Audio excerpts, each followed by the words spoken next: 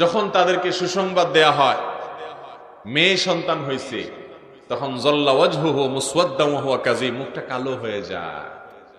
যে জিজ্ঞেস করে, ভাই আপনার না বাচ্চা কাচ্চা হওয়ার ছিল, কি হয়েছে? বলে 3 নম্বর মেয়ে হয়েছে।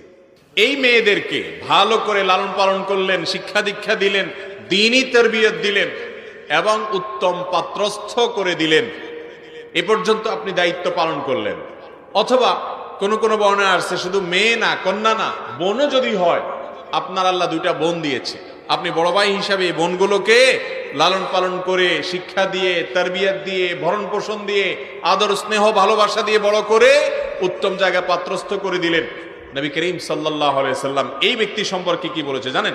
সহিহ মুসলিমের হাদিসে আছে, তিনি বলেছেন, মান আলা জারিয়াতাইনি হাত্তা তাবলুগা, যে ব্যক্তি 2টি মেয়েকে লালন পালন করবে বালেগ হওয়া পর্যন্ত, প্রাপ্তবয়স্ক হওয়া পর্যন্ত, যা ইয়াউমাল কিয়ামাতি